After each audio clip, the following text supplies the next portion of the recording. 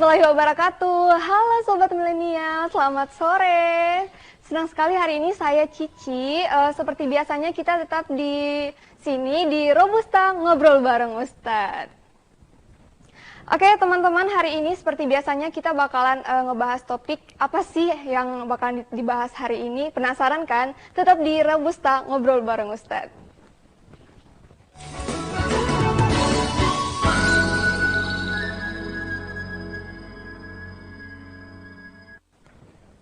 Oke Sobat Milenial, hari ini kalian pasti penasaran kan topik apa sih yang bakalan kita bahas hari ini. Nah, topik yang bakalan kita bahas hari ini adalah perbaiki bacaan Al-Fatihahmu dan perbaiki sholatmu. Oke, dan seperti biasanya selama 1 jam ke depan saya akan menemani Sobat Milenial di rumah tetap dan di sini saya tidak sendiri, tetapi akan ditemani dengan seorang narasumber yang merupakan seorang qori sekaligus hafiz yang bernama Ustadz Robianto Ibrahim STHI. Oke Ustadz, dipersilahkan.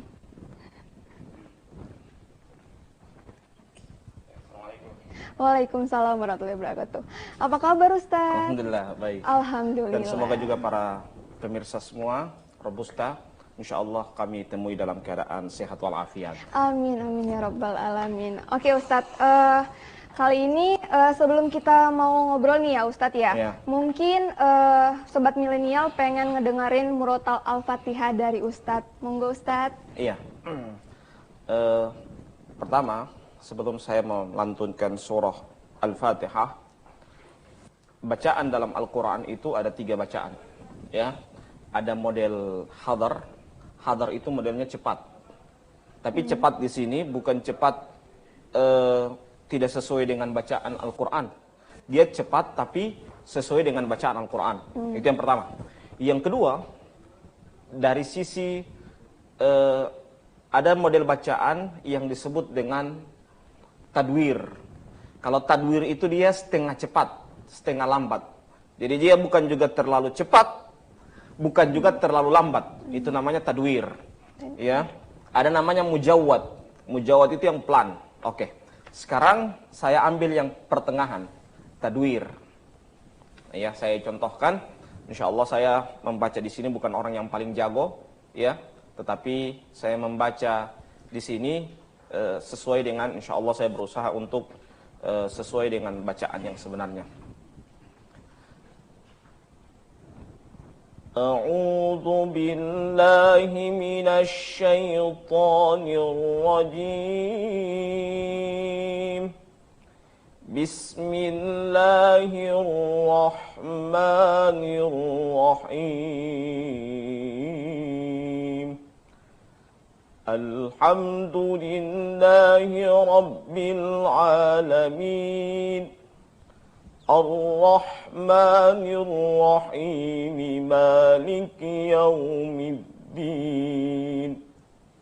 Iyyaka na'budu wa iyyaka nasta'in. Ihdinas siratal mustaqim. Siratal ladzina an'amta 'alaihim ghairil maghdubi 'alaihim waladdallin. Amin. Masya Allah. Jadi itu model apa namanya bacaan tadwir. Sebenarnya ini model bacaan yang saya bacakan tadi itu model mujawwad. Cuman saya kasih tadwir. Apa model mujawwad itu yang pelan sekali. Kan biasanya kalau bacaan itu model bacaannya dia pelan sekali. Bismillahirrahmanirrahim. Itu pelan. Tapi itu model apa namanya mujawwad. Kalau saya lebih cenderung ke tadwir, agak juga jangan juga terlalu pelan, jangan juga terlalu cepat. Iya, jadi pertengahan, iya. Ada juga yang model lain. Alhamdulillahi rabbil alamin. Ar-Rahmanir Rahim. Maliki Yaumiddin. Iyyaka na'budu wa iyyaka nasta'in. Ihdinas siratal mustaqim. Siratal ladzina an'amta 'alaihim ghairil maghdubi 'alaihim waladdallin. Jadi itu model tadwir. Oke. Tadwir, Masya Allah. Oke Ustadz, nah surat Al-Fatihah ini kan udah menjadi bukan hobi juga sih, kayak udah melekat di kehidupan kita sehari-hari nih Ustadz ya. Siapa sih umat muslim yang gak kenal sama bacaan tersebut, bacaan familiar, pertama. Karena sudah familiar. Bahkan anak TK pun udah hafal Ustadz, ya kan benar. Nah saya mau tanya nih, bagaimana sih sebenarnya kedudukan dari surat Al-Fatihah ini Ustadz? Iya, kedudukan surah Al-Fatihah di dalam hadis Nabi Muhammad SAW, Nabi bersabda, la salata liman lam yaqra bi Fatihatil Kitab. Tidak sah salat seseorang ketika dia tidak membaca surah Al-Fatihah. Ya. Tidak sah salat. Tidak membaca ini para ulama menjelaskan dua alasan, ya. Yang pertama, dia memang tidak membaca, atau yang kedua, bacaannya itu tidak sesuai dengan aturan bacaan. Nah, jadi kalau orang membaca tidak sesuai dengan aturan bacaan, maka dia posisinya sama dengan tidak membaca. Ya, di zaman Nabi Muhammad SAW, ya, Nabi itu sangat memperhatikan bagaimana surah Al-Fatihah itu dibaca dengan sangat teratur, sangat baik sekali, supaya memang benar-benar kita membaca surah Al-Fatihah bukan asal-asal membaca, tetapi sesuai dengan kaidah bacaan Al-Quran. Ya, sesuai dengan kaidah bacaan Al-Quran. Taib. Jadi kalau misalnya orang membaca surah Al-Fatihah itu keliru dalam membaca Al-Quran, baca surah Al-Fatihah dalam sholat, jelas sholatnya terancam tidak sah. Kenapa terancam tidak sah? Karena bacaan Al-Fatihahnya juga tidak sesuai dengan aturan bacaan. Apalagi kalau dalam sholat, biasanya kalau dalam sholat, ya, yang harus diperhatikan bacaan itu, yang memperhatikan bacaan Al-Quran surah Al-Fatihah itu harusnya yang di belakang imam itu, atau yang jadi imam itu minimal dia seorang qori, minimal, ya, maksimalnya dia sebagai seorang penghafal, ya. Jadi kalau qori atau penghafal Al-Quran, jelas dia tahu bacaan Al-Qurannya bagaimana, bacaan yang baiknya itu bagaimana, dia tahu itu. Tapi kalau dia bukan seorang qori, dia bukan sebagai seorang yang pembaca Al-Quran yang baik, dia pasti akan keliru dalam membaca Al-Quran. Jadi harusnya kita perhatikan baik-baik ketika kita membaca Al-Quran. Karena kalau keliru dalam membaca Al-Quran, maka akan keliru juga dalam artinya, akan keliru juga, dan akan bahkan sholat kita terancam tidak sah. Karena Al-Fatihah itu bagian dari sholat yang kita harus jaga baik-baik.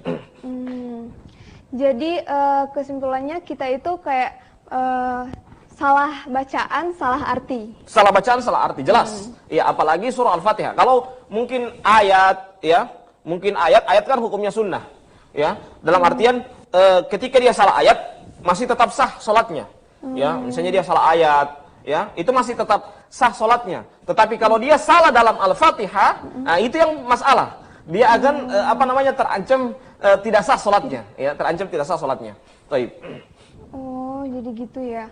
Oke, lanjut Pak Ustadz. Ini kan kita kan di Al-Fatihah ini sudah sebagai termasuk rukun dalam sholat ya. Iya. Jadi apa sih hak-hak yang harus kita penuhi terhadap bacaan tersebut? Oke, pertama yang kita harus penuhi dalam bacaan Al-Quran atau bacaan surah Al-Fatihah itu jelas tajwidnya. Tajwid itu tadi makharijul huruf. Makharijul huruf itu dari sisi pengeluaran hurufnya, huruf-huruf yang keluar dari lisannya itu harus tepat. Kemudian ukuran matnya juga itu harus tepat. Jadi mat itu maksudnya panjang pendeknya. Iya, jadi kalau mat 2 harakat baca 2. Ya. Kalau 6 baca 6. Ya, kalau 4 baca 4, itu maksudnya. Ya. Kalau istilah dalam ilmu qiraat namanya ada, kalau qasar baca qasar, qasar itu 2 harakat. Kalau tawassut 4. Ya, jadi dia baca 4. Kalau tul baca 6, ya. Jangan yang tul baca 2, ya. Itu keliru, ya, keliru. Jadi bacaan Al-Qur'an itu penting. Jadi memperhatikan tajwidnya, kemudian mat-matnya juga harus diperhatikan, harus tepat. Orang kalau penghafal Quran atau dia sebagai seorang qori, ketika membaca ada yang janggal dalam bacaannya, pasti tergaruk-garuk hatinya. Ya, ini bacaan ini baru belajar dia ini baca Al-Fatihah. Kenapa? Karena bacaannya dia tidak jaga baik-baik. Jadi kalau kita membaca Al-Fatihah, membaca Al-Quran, kita harus sebagai seorang, kalau dia mau jadi imam harus sadar diri. Jangan so tua, ya, so tua bacaannya juga sudah tidak beres, ya, kemudian mau jadi imam. Oke, jadi imam itu sah-sah, tetapi lihat harus sadar diri. Kalau dia jadi imam kemudian bacaannya juga membuat sakit telinga jamaah, apalagi di belakang kalau ada seorang qori, ada seorang penghafal Quran, harus tahu diri. Ya, harus mundur jo. Ya, jangan kemudian poromenge masuk jadi imam, akhirnya dia baca Bismillahirrahmanirrahim, Alhamdulillahirabbil alamin, Arrahmanirrahim. Ya, akhirnya jadi membuat sakit telinga para jamaah. Ya, ini bacaan Al-Fatihah bukan bacaan yang sepele, ya. Bacaan Al-Fatihah ini adalah menentukan sahnya sholat seseorang. Kalau kita sholat berjamaah kemudian bacaannya juga salah, apalagi dia sebagai seorang imam, terancam juga sholat sholat kita tidak sah. Ya, jadi harus jadi imam juga itu harus sadar diri. Kalau ada seorang qori, ya, ada seorang penghafal Quran, suruh maju. Jangan pomeng-meng, oh kita yang lebih tua, ya, maju-maju podeng-podeng masuk maju ke depan untuk jadi imam. Ini orang yang tidak sadar diri. Jadi sebagai seorang yang imam juga harus sadar diri. Kalau dia kenal dia sebagai seorang qori, dia sebagai seorang penghafal Quran, persilahkan dia untuk jadi imam, ya. Berikan amanah kepadanya, itu pas, ya. Menempatkan seseorang pada tempatnya itu tepat sekali, ya. Jadi seperti itulah supaya saya kadang di belakang jadi imam, kalau jadi makmum, kalau makmumnya itu imamnya itu salah dalam bacaan Al-Fatihah, saya mau ulang di rumah itu sampai sholat karena terancam tidak sah. Ya, jadi karena ini bacaan Al-Fatihah ini bukan bacaan yang sepele. Ya, jangan dianggap bacaan. Jadi mohon maaf para imam semua yang mungkin menyaksikan siaran kami ini, mohon maaf data, ya. Jadi kalau misalnya jadi imam harus memang perhatikan baik-baik surah Al-Fatihahnya. Perhatikan baik-baik rukuknya, perhatikan baik-baik bacaan-bacaan Al-Fatihahnya, supaya memang kalau kita jadi imam memang benar-benar jadi imam yang profesional, dalam artian ketika jadi imam Al-Fatihahnya memang tepat-tepat bacaannya, tepat dalam sisi matnya, supaya pada saat dia jadi imam, jadi imam memang benar-benar menjadi pemimpin yang baik, dalam artian bacaan Al-Fatihahnya bacaan yang baik begitu. Apalagi kalau pas puasa Ustadz ya. Iya. Jadi harus sabar. Iya. Mau sholat itu bukan cari siapa speed yang paling cepat, ya. Orang kadang di mana speed yang paling cepat? Oh, di situ dia sholat. Padahal justru speed yang paling cepat itu bukan dilihat dari kualitas sholat itu bukan dilihat dari speednya, tetapi kualitas sholat itu dilihat dari bagaimana kita memberikan hak pada setiap huruf. Jadi kalau haknya tajwidnya begini, matnya 2 harakat, jangan 2 harakat, yang 6 harakat dibaca 2. Ini kurang beradab dalam ayat-ayat Al-Quran. Jadi ketika kita membacakan ayat Al-Quran juga kita harus punya adab. Di antara adabnya begitu, kita harus menempatkan mat-matnya, bacaan-bacaannya itu harus tepat. Ya, harus tepat. Jadi tidak salah kalau kita memberikan, tidak keliru kalau kita memberikan mempersilahkan kepada qori jadi imam, kepada kepada penghafal jadi imam, supaya memang karena mereka ini bukan cuma jadi qori itu bukan asal jadi, ya. Bukan asal jadi, bukan tiba saat tiba akal, ya. Tapi mereka ini belajar, mereka ini ada belajar lama, mereka menyetor sama seorang guru. Bahkan kalau dia seorang penghafal, kadang kalau dia level yang paling tinggi dia menyetornya sama seorang syekh. Jadi seperti itu. Jadi itulah yang harus kita perhatikan pada saat kita membaca surah Al-Fatihah. Nah. Oke, kesimpulannya kalau mau baca itu jangan terlalu cepat, jangan terlalu pendek. Tidak ada yang musurul ya Allah. Iya, tidak suruh dia. Baru yang berikutnya berikan hak pada huruf-huruf dan pada mat-matnya itu begitu. Oke, sobat milenial, senang sekali ya ngebahas tentang soal ini. Seru banget, dan jangan kemana-mana, tetap di Robusta ngobrol bareng Ustadz.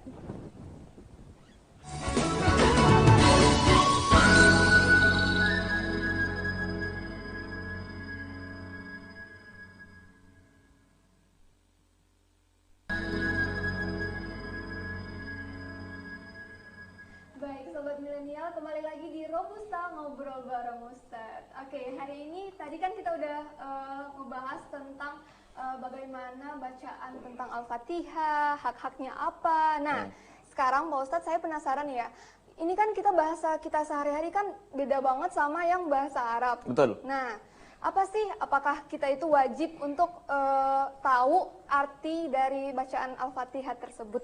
Baik. Pertama, model orang membaca Al-Quran itu beda-beda. Iya. Yang pertama, modelnya itu adalah dia harus hanya tahu membaca dulu. Itu yang pertama. Bertingkat. Jadi yang paling rendah itu dia hanya belajar membaca dulu. Nah, kalau dia sudah belajar membaca, jangan cuma berhenti di situ. Ada kadang orang cuma tahu belajar membaca, berhenti selesai. Ya, lanjut ke tahap selanjutnya. Seperti orang sekolah kan, SD, kemudian ke SMP. Jangan mau sampai tua di SD terus. Ya, jadi begitu juga sampai tua mau baca Quran terus. Ya, harus naik dari membaca, naik ke taraf selanjutnya, yaitu membaca sambil mentadabbur, mengambil pelajaran dari bacaan itu, ya, supaya juga ketika kita membaca ayat Al-Quran kita paham maknanya, ya, seperti itu. Alhamdulillahi Rabbil Alamin. Alhamdu, ya, alhamdu itu artinya adalah, lihat dari sisi hamdun itu pujian. Dalam bahasa Arab pujian itu ada tiga. Ada namanya hamdu itu pujian. As-sana juga pujian, ya. Tamadduh juga itu pujian, ya. Tapi kalau hamdun, ya, itu pujian hanya kepada Allah. Itu hamdu, ya. Hamdun, ya. Jadi alhamdu itu pujian kepada Allah dan bukan hanya pujian, ya, ma'a mahabbati wa ta'zim. Pujian yang disertai dengan kecintaan dan pengagungan kepada Allah. Itu alhamdu, ya. Jadi kalau as-sana itu pujian, hanya pujian secara umum, baik boleh kepada manusia, ya, boleh juga kepada Allah Subhanahu wa taala. Jadi itu as-sana. Ada namanya tamadduh. Kalau tamadduh itu istilah orang Gorontalo, artinya adalah mohendeo. Tahu mohendeo? Ya, mohendeo itu ngeledek gitu. Ya, mengeledek orang. Ya, dia punya ganteng ente ini padahal memang tidak ganteng. Ya, jadi itu namanya mohendeo. Jadi tamadduh itu demikian. Jadi dia pujian tapi ngeledek itu, ngeledek. Itu namanya tamadduh. Itu lihat, bayangkan dari sisi bahasa Arab pujian ada 3 kata, ya.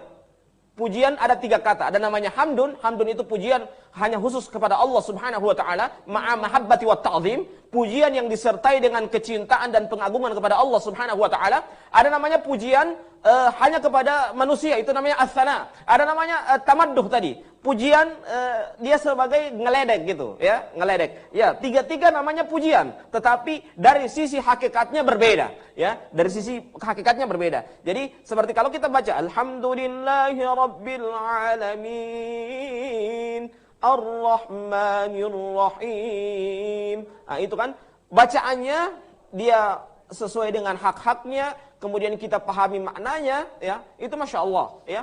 Alangkah indahnya, ya. Jangan juga tidak tahu DP makna, DP bacaan lagi rusak, jadi imam subhanallah.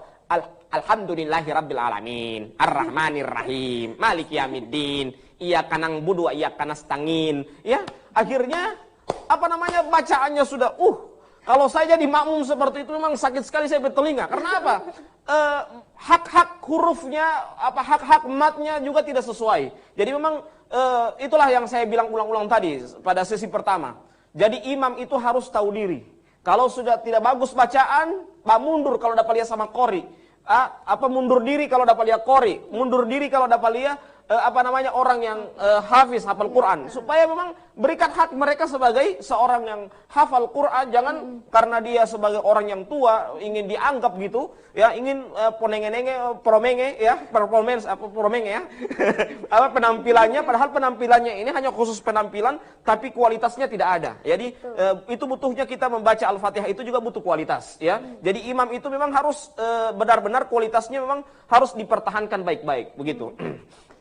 Oke, Jadi kalau di orang Gorontalo sekarang, siapa yang so haji itu yang orang mau kasih imam. Iya, betul. Kebanyakan begitu. Nah, kalau dia haji kemudian hajinya bacaan Qur'annya bagus, itu bagus. Silakan jadi imam, ya. Tetapi yang jadi masalah kalau dia haji baru bacaannya tidak bagus. Nah, itu harus sadar diri dong, ya. Itulah Ibnu Hazm rahimahullahu taala mengatakan rahimallahu mra'an alima qadra nafsihi. Semoga Allah merahmati kepada seseorang yang mengetahui kadar dirinya.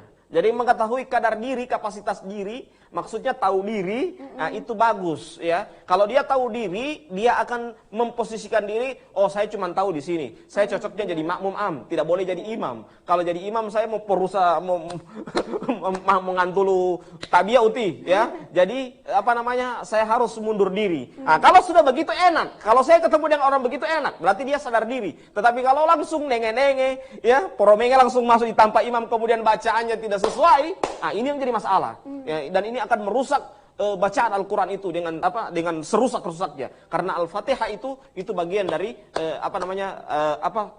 sahnya sholat seseorang. Iya. Jadi Al-Fatihah itu wajib ya teman-teman. Oke, next kita langsung ke pertanyaan berikutnya. Kan tadi Pak Ustadz udah bacain murotal ya. Iya. Di situ kan ada tajwid sama mahraj ya. Iya. Apalagi Pak Ustadz selain kedua itu? Iya. Dua itu yang penting, tetapi pelengkapnya itu adalah lagu. Ya, pelengkapnya itu lagu. Juga kalau orang baca Al-Fatihah tidak ada lagu, ya, itu membuat orang juga tidak tersentuh hatinya, ya. Nabi kita yang mulia sallallahu alaihi wasallam bersabda dalam sebuah hadisnya, zayyinul Qur'an bi aswatikum. Hiasilah Al-Qur'an itu dengan suara kalian. Jadi kita harus hiasi bacaan Al-Qur'an itu dengan suara kita. Jadi kalau orang memiliki suara yang merdu, ya, jadikan dia bawa ke imam, ya. Jadi kalau dia paham lagu, kalau hari ini dia bawa lagu satu, besok bawa lagu satu. Saya kalau jadi imam begitu. Kadang hari ini saya bawa lagu satu, besok lagi saya bawa satu. Supaya tidak juga ada kebosanan dalam membaca ayat Al-Quran. Jadi misalnya tadi saya baca surat Nahawan, lagu Nahawan. Sekarang saya baca dengan lagu Jiharka. A'udzu billahi minasy syaithanir rajim. Bismillahirrahmanirrahim. Alhamdulillahi rabbil alamin. Ar-Rahmanir-Rahim. Maliki yaumiddin. Baru kalau dia mau angkat nada dua, Iyyaka na'budu wa iyyaka nasta'in. Ihdinas siratal mustaqim. Siratal ladzina an'amta 'alaihim ghairil maghdubi 'alaihim waladdallin. Itu lagu Jiharka. Jadi lagu-lagu seperti itu penting, ya. Tapi ingat, ada hal yang saya tekankan di sini. Jangan lagu merusak bacaan. Ada orang karena DP lagu dia mau kasih gagah, ya, akhirnya DP bacaan rusak semua, ya. Jadi macam orang yang minum susu tidak jaga makan nasi, kayak begitu. Ya, dalam artian susu itu 5 sempurna, ya. 4 sehatnya yang harus dilihat. Jangan boleh beli DP susu yang dia minum, dia tada terus, DP 4 sehatnya dia buang. Ya, begitu juga itu. Lagu itu pelengkap. Lagu itu pelengkap bacaan, bukan hal yang sangat menentukan bacaan. Jangan karena orang menjaga lagunya bagus, rusak bacaannya, ya. Jadi bacaan itu sangat perlu untuk kita perhatikan, ya. Jadi yang paling inti itu adalah bacaan sama mat-matnya. Makhrajnya sama mat-matnya. Lagu itu hanya penunjang, ya. Lagu itu hanya penunjang, bukan tergantung kesempurnaan, tidak. Tapi itu memperindah saja, ya, memperindah bacaan supaya orang kadang karena kalau dia sholat dia tersentuh, oh ini bacaannya bagus, ya, karena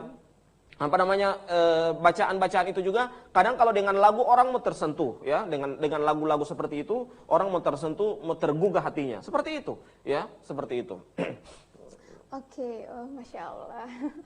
Oke, langsung Pak Ustadz, ini apa kan di bacaan Al-Fatihah itu, Iya. yang saya pernah dengar ya, itu ada yang bacaan Maliki, Iya. Maliki. Iya, Maliki dengan Maliki. Iya. Iya. Ini bacaan dalam ilmu qiraah. Ya, dalam ilmu qiraah. Bukan hanya saja Maliki dengan Maliki, tetapi juga Alhamdulillahirabbil alamin arrahmanir rahim. Alhamdulillahirabbil alamin. Alhamdulillahirabbil alamin arrahmanir rahim. Ya, arrahmanir rahim toh baru biasanya kalau di dalam qiraah Abu Amr, qiraah riwayat Susi, ya. Abu Amr riwayat Susi dibaca begini dia. Ar-Rahmanir Rahim Maliki Yaumiddin. Itu. Saya ulangi lagi ya. Ini riwayat Abu Amr, bacaan Abu Amr riwayat Imam As-Susi, ya. Ar-Rahmanir Rahim Maliki Yaumiddin, ya. Jadi kalau Abu Amr itu punya dua murid, ya. Ada namanya Imam Ad-Duri dengan Imam As-Susi. Kalau Imam As-Susi bacaannya begitu, hanya Imam As-Susi itu. Jadi Ar-Rahmanir Rahim Maliki Yaumiddin.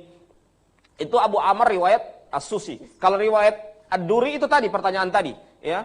Ar-Rahmanir Rahim Ar-Rahmanir Rahim Maliki Yaumiddin, ya. Jadi dia tidak ada, kalau yang tadi itu pakai tasydid.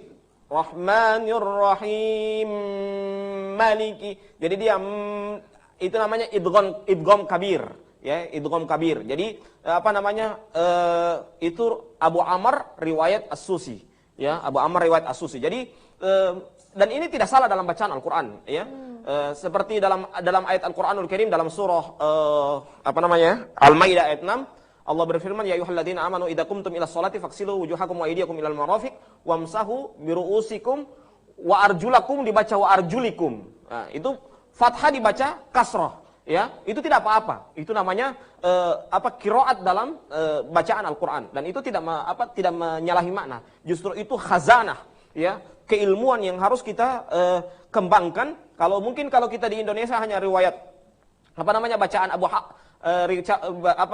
bacaan Imam Hafaz, ya, bacaan Asim, qiraah Asim riwayat Hafaz, ya mungkin yang kita baca cuma begitu, yang kita dengar begitu, ya. Tapi kalau kita ke luar negeri, kita akan dapatkan bacaan-bacaan yang mungkin menurut kita aneh, ya, menurut kita aneh. Tapi itu bukan aneh, tapi kita belum belajar, ya. Karena dalam sebuah perkataan mengatakan kam min aibin qaulan sahihan wa afatuhu minal fahmi sakim. Berapa banyak orang yang mencela perkataan yang benar karena pemahamannya yang keliru. Jadi bukan bacaannya yang salah, tetapi dianya belum belajar. Dianya belum tahu apa-apa. Jadi itulah pentingnya kita banyak mempelajari, mempelajari bacaan Al-Qur'an, dan itulah akan membuat khazanah keilmuan kita, dan kita tidak gampang menyalahkan orang. Orang kalau sudah belajar itu sudah tidak gampang menyalahkan orang. Dia punya salah. Bacaan dari mana? Misalnya kalau kita dengar wadduha wal-laili idza sajah ma wadda'aka rabbuka wa ma qala. Itu kalau di riwayat kita kan mungkin riwayat Hafaz dianggap salah. Tetapi kalau di riwayat-riwayat yang lain, ya, itu tidak dianggap salah, ya. Imam Khalaf, ya. Biasanya banyak imalah begini, Imam Khalaf. Ya, Imam Khalaf begitu dia tidak salah dalam bacaan Al-Qur'an, ya. Karena karena memang dia sudah bacaannya sudah sesuai dengan kaidah-kaidah dalam bacaan Al-Qur'an. Jadi kalau menurut kita, kenapa dia baca semua, ya? Wal laili idza yaghsha wan nahari idza tajalla, ya. Orang karena dia lihat bacaannya dianggap aneh menurut daerahnya. Padahal bukan aneh, tapi dia belum mendapatkan ilmunya tentang masalah ini. Baik, begitu. Jadi kayak Robbi Firly sama Allahumma Firli. Itu kan jadi dua pendapat di kalangan sekarang juga. Iya, ya, iya begitu. Tapi maknanya sama. Maknanya sama. Macam wa arjulakum dengan wa arjulikum. Dia beda baris tapi maknanya sebenarnya dua maksud sebenarnya. Kalau wa arjulakum maknanya satu, wa arjulikum juga maknanya satu. Tapi akan semakna dia. Intinya dua-duanya disepakati bahwa itu adalah ayat bersuci, ya. Jadi yang satu berwudu, yang satu tayamum, ya. Jadi seperti itu. Iya. Oke, langsung kan Pak Ustadz di dalam surat Al-Fatihah itu kan ada menyebutkan nama-nama jin, ya. Iya. Apakah kita harus mengetahui tentang itu apa atau tidak? Begini, intinya itu yang 7 jin itu, bahkan ada yang mengatakan 10, ya. Apa namanya? Hirob, ya. Alhamdulillah Hirob dia baca Hirob. Itu nama-nama apa namanya? Nama-nama syaitan, nama-nama jin. Itu sebenarnya apa namanya? Itu satu kehati-hatian. Tetapi ini bukan hal yang dibahas oleh para ulama, ya. Kita tinggalkan saja pembahasan-pembahasan tentang seperti ini. Intinya yang kita perbaharui itu adalah apa? Yang kita perhatikan itu adalah bacaan Al-Quran kita, ya. Bacaan itu sangat menentukan, apalagi Al-Fatihah. Al-Fatihah itu yang saya bilang tadi, sahnya sholat seseorang tergantung di Al-Fatihah, ya. Sah dia sholatnya seseorang tergantung di Al-Fatihah. Kalau Al-Fatihahnya tidak sah, pernah saya waktu sholat di mana itu ya, Sulawesi Tengah, di Banggai Kepulauan, ya. Apa namanya? Kita ini waktu itu kan saya ikut termasuk peserta MTQ, ya. Di samping-samping saya juga ada para penghafal. Mereka ini para imam di Masjid Besar Makassar, ya. Apa yang terjadi? Dia dengar ini, kebetulan yang imam itu orang tua. Bacaannya sudah tidak jelas lagi, ya. Pokoknya cuman kayak tahun yang membaca Rahim, ya.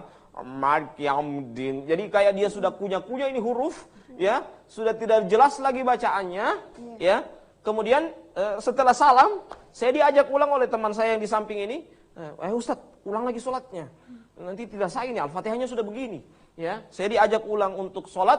Ya, kemudian saya ikut sholat lagi. Karena memang Al-Fatihah itu sangat. Jadi kalau memang penghafal, dia qori, jelas dia akan ulang sholatnya. Karena memang janggal kan, rasa apa gitu, telinga kita kalau bacaan Al-Fatihah itu, kalau dia salah ayat, mungkin bisa dimaklumi. Karena ayatnya hukumnya sunnah, ya. Mau baca dan tidak itu terserah dia, ya. Karena hukumnya sunnah. Jadi istilahnya kalau tidak baca pun tetap sah sholatnya. Karena ayat itu hukumnya sunnah, ya. Sunnah. Jadi seperti itu. Tapi kalau Al-Fatihah itu apa namanya syarat sah, itu yang saya bilang tadi, la sholata liman lam yaqra bi Fatihatil Kitab. Tidak sah sholat seseorang ketika dia tidak membaca surah Al-Fatihah, ya. Tidak membaca ini dua kemungkinan, ya. Dua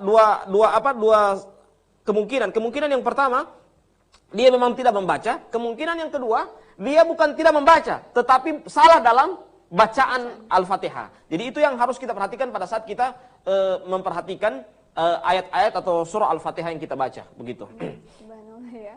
Oke, lanjut Ustadz. Ini kan kita di setiap bulan Ramadan itu kan pasti hampir semuanya speednya cepet ya, kalau di bacaan. Nah, menurut Ustadz itu bagaimana sih Ustadz kalau kita membaca Al-Fatihah dalam sekali nafas? Satu nafas, iya. Pertama begini, kita harus rinci. Bacaan Al-Fatihah satu nafas itu, apakah memang dia nafasnya panjang atau tidak? Ada orang yang memang punya tipe, dia punya nafas panjang, ya. Kalau misalnya dia Allahu Akbar, Bismillahirrahmanirrahim, Alhamdulillahi Rabbil Alamin, Ar-Rahmanirrahim, Maliki Yaumiddin, Ar-Rahmanirrahim, Maliki Yaumiddin. Nah itu, kita lihat apa namanya, bacaannya itu, apakah dia satu napas itu, satu napas sesuai dengan tajwid atau tidak. Kalau dia satu napas, Bismillahirrahmanirrahim, Alhamdulillah Rabbil Alamin, Ar-Rahmanirrahim, Maliki Yaumiddin. Nah, itu terancam tidak sah. Karena apa? Dia sudah tidak memberikan hak-hak dalam huruf, hak-hak dalam mat. Ya, hak-hak dalam mat. Misalnya itu, him, itu kan dua harakat, dua kali ketukan. Bisa saja dia baca satu, itu sudah tidak berikan haknya. Jadi orang baca satu napas itu kita rinci. Kalau dia bacaan satu napasnya, ya kayak tadi, Bismillahirrahmanirrahim, Alhamdulillahi Rabbil Alamin, Ar-Rahmanirrahim, Maliki Yaumiddin. Itu satu napas. Iyyaka na'budu. Jadi ada juga satu napas sampai selesai. Bismillahirrahmanirrahim. Alhamdulillahi rabbil alamin. Arrahmanir rahim. Maliki yaumiddin. Iyyaka na'budu wa iyyaka nasta'in. Ihdinas siratal mustaqim. Kalau dia bacaan seperti itu sampai dengan waladhdallin selesai, memang napasnya karena panjang ya, seperti napasnya siapa? Haji Muammar atau napasnya Mukmin Mubarak yang 2 menit 30 detik. Ya, panjangnya napas itu, ya. Jadi kalau bacaannya seperti itu, ya, itu memang dia sudah bagus bacaannya. Ya, kalau model bacaannya memang nafasnya memang panjang begitu. Tapi kalau nafasnya seperti ini, Bismillahirrahmanirrahim, Alhamdulillahirabbil alamin, Arrahmanirrahim, ini akan menyebabkan terancam sholatnya tidak sah. Karena apa? Al-Fatihahnya tidak sesuai dengan hak-hak yang dia tidak tunaikan itu, seperti itu. Oke Ustadz, ini kan ada beberapa orang yang memulai Al-Fatihah itu mulai dari Bismillah dan bahkan ada yang langsung Alhamdulillah. Iya. Itu bagaimana Pak Ustadz? Iya, kalau ini perbedaan pendapat di kalangan para ulama tentang masalah apakah kita mulai dari intinya, titik permasalahannya, apakah Bismillah itu bagian dari surah Al-Fatihah atau tidak? Itu inti masalahnya. Ya. Inti masalahnya di situ. Apakah basmalah itu bagian dari surah Al-Fatihah atau tidak? Ya, jadi kalau dia bagian dari surah Al-Fatihah, ya, maka seperti mazhab Syafi'i, mereka menganggap itu bagian dari surah Al-Fatihah sehingga mereka baca. Itu mazhab Syafi'i. Tapi kalau mazhab Hambali, mereka tidak membaca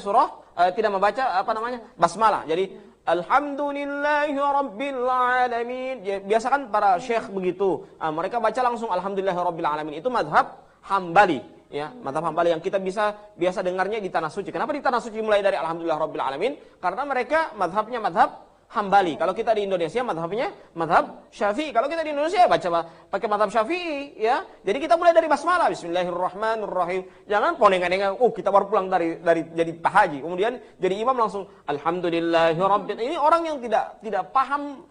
Ente di mana? Ente di Tanah Suci atau di Terawangko atau di mana ini?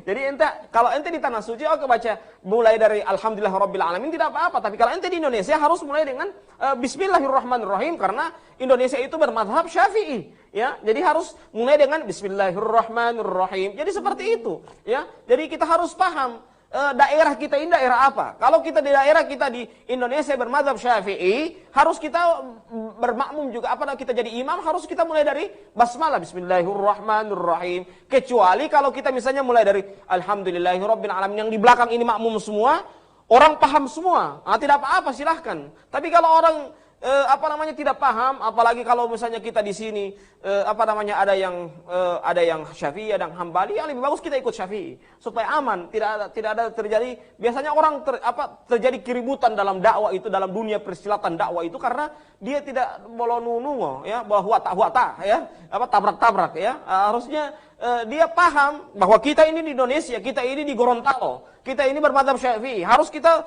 berimam, menjadi imam, harus kita menjaharkan basmalah seperti itu. Kecuali kalau memang itu komunitas memang mazhab Hambali, sekalipun di Indonesia komunitas mazhab Hambali, dia satu masjid itu mazhab Hambali, ya, dia silakan jadi imam memulai dengan Alhamdulillahirabbil alamin biar tidak baca basmalah tidak apa-apa. Karena memang tapi kalau di masjid umum, apalagi yang dikenal dengan mazhab Syafi'i, kemudian ente datang dengan mazhab Hambali, memang jadi ribut itu masjid kalau jadi begitu modelnya karena dia tidak paham dengan situasi daerah itu. Taib. Oke, jadi sobat milenial, dalam Fatihah itu ada 2 mazhab ya, mazhab Hambali sama mazhab Syafi'i. Iya. Ya, oke. Jadi yang masih pengen nanya-nanya, maaf. Oke, jadi sobat milenial jangan kemana-mana, tetap di Robusta ngobrol bareng Ustadz.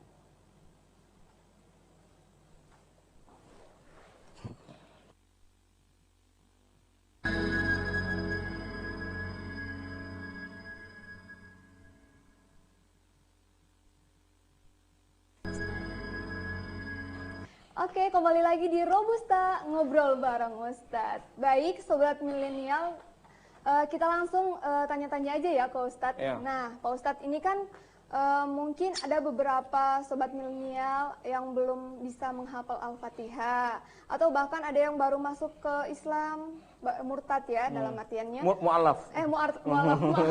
Mu'alaf bukan murtad. Kalau murtad keluar. Oh, iya. Kalau masuk mu'alaf namanya. Mu'alaf, iya.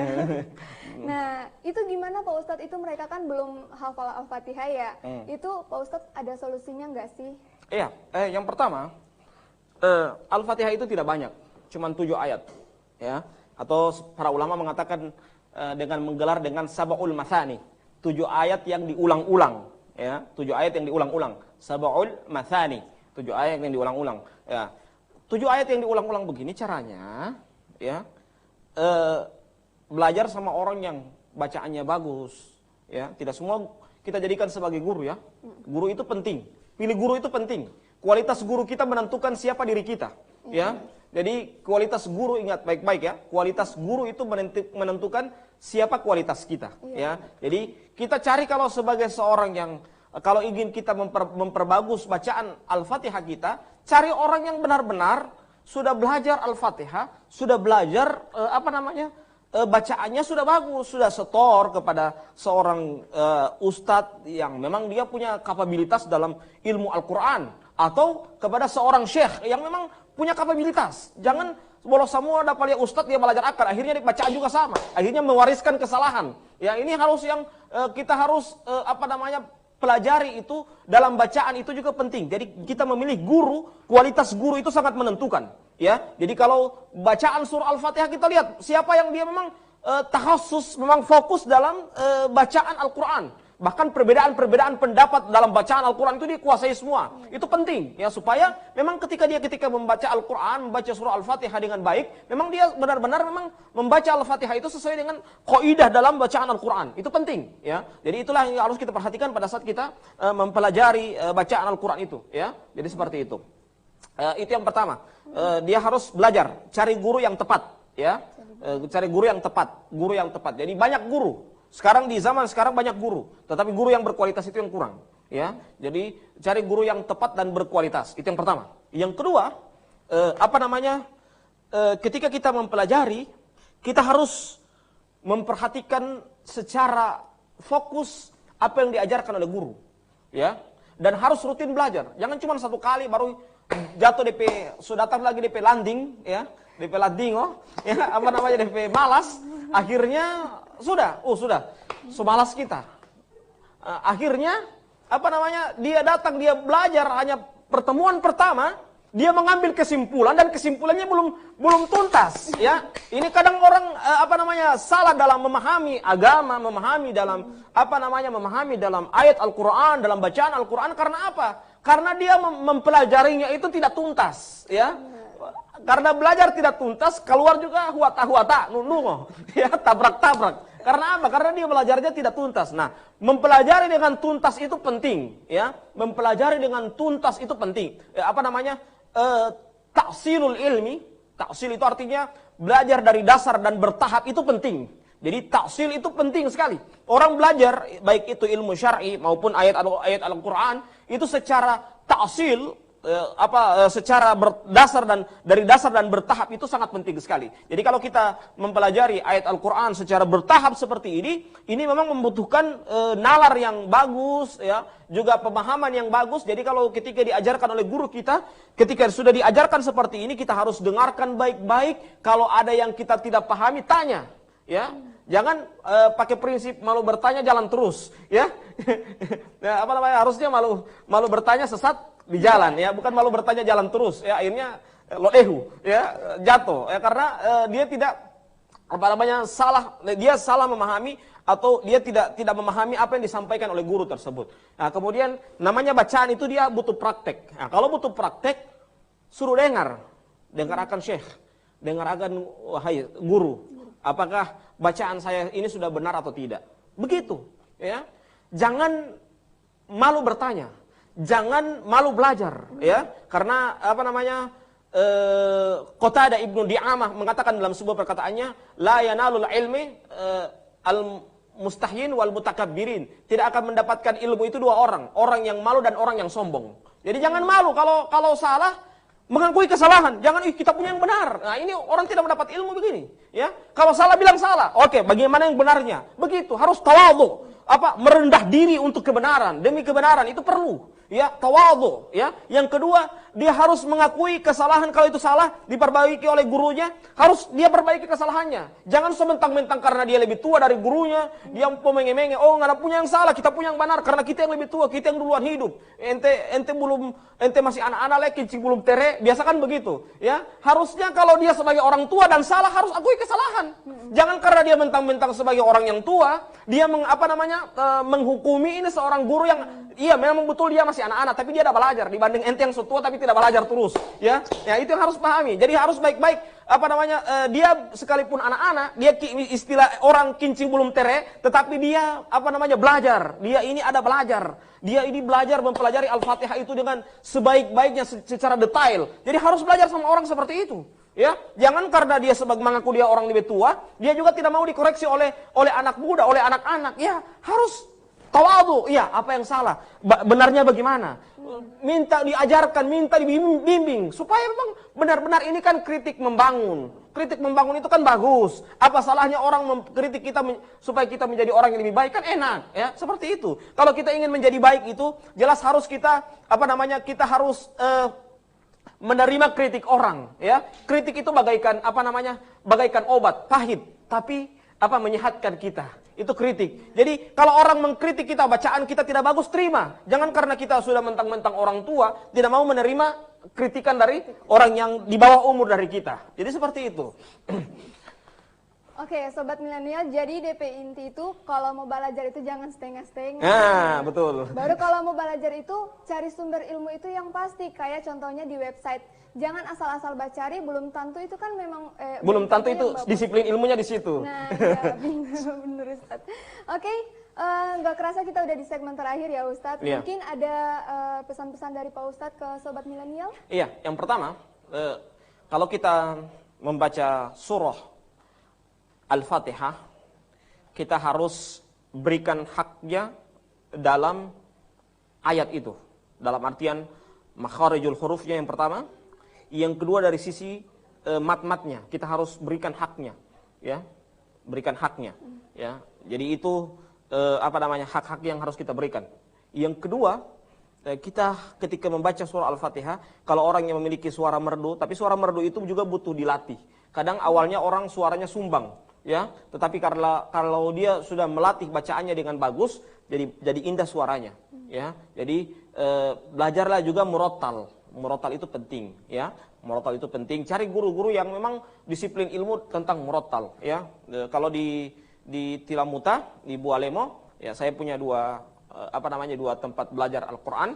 Ya, kalau mau belajar sama saya, silakan datang ke Tilamuta, ke Bualemo, ya, belajar di mahat saya. Ya, jadi nanti saya perbaiki dengan baik. Yang penting harus sabar belajar. Namanya belajar itu butuh memperbaiki kesalahan itu kadang agak berat. Apalagi kesalahan yang sudah tertanam.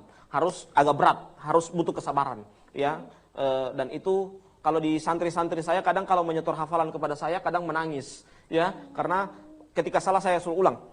Bahkan 3 kali. Kalau tidak bisa mereka pulang menangis lagi. Saya bilang sabar ya, begitu belajar. Belajar itu butuh perjuangan, ya. Santri-santri saya sudah biasa dengan saya suruh pulang, belajar ulang, hafal, ulang lagi, belajar lagi, ya. Karena memang bukan saya keras, tidak. Saya tidak mau terbiasa dengan kesalahan. Saya yang saya ajar itu memang benar-benar bacaannya bagus, ya. Jadi saya terkenal mungkin agak tegas dalam bacaan, tetapi itu yang saya inginkan adalah kebaikan. Tidaklah saya inginkan kecuali kebaikan. Jadi kalau saya suruh ulang berapa kali, ya, kalau santri-santri saya sudah kenal tipikal saya kalau saya mengajar, ya, mereka setor hafalan kalau sudah 3 kali saya setor, ya, saya dengan begitu, nah itu mereka sudah tahu bahwa itu ada kesalahan, ya. Kalau sudah 3 kali saya tegur tidak bisa, saya kasih contoh. Kalau juga tidak bisa, belajar dulu ulang. Nanti sudah bagus baru balik kalau sama saya. Jadi seperti itu. Ya, itulah tipikal saya. Jadi berikan hak. Jadi kalau ada lagu suara merdu,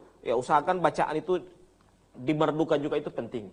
Ya, bawakanlah hak-hak sesuai dengan bacaan itu sesuai dengan hak-hak hurufnya, ya, supaya kita benar-benar membaca Al-Quran juga dengan benar, ya, seperti itu. Karena kalau kita membaca Al-Quran tidak sesuai dengan makharijul huruf, tidak sesuai memberikan hak-hak hurufnya, itu akan akan keliru dalam artinya, ya, dan kalau keliru berarti kita mendapatkan dosa. Kalau kita di sholat berarti terancam tidak sah sholat kita. Ya.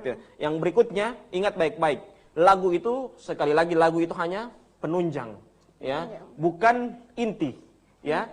Karena kadang orang hanya memperhatikan lagunya, tidak memperhatikan bacaannya, tajwidnya. Akhirnya rusak bacaannya. Padahal yang menentukan itu bacaan dan tajwidnya, ya. Lagu itu cuma penunjang. Jangan diputar, ya. Jangan diputar, justru lagunya diperindah, bacaannya rusak semua, ya. Jadi tapi lebih bagus itu bacaannya bagus, kemudian juga lagunya bagus. Jadi indah, ya, terdengar indah bacaan Al-Quran tersebut. Mungkin itu saja dari saya.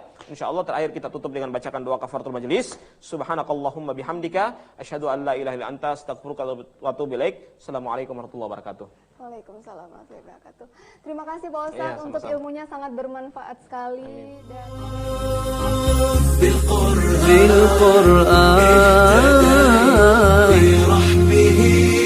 تحلون الحياة شوقا إلى المولى هداي أسلمت روحي للإله قد زان لي أغلى طريق وهو الشفيع هو الرفيق يا هائما هل تستفيق وترى السعادة والنجاة قد زان لي أغلى طريق وهو الشفيع هو الرفيق يا هائما هل تستفيق وترى السعادة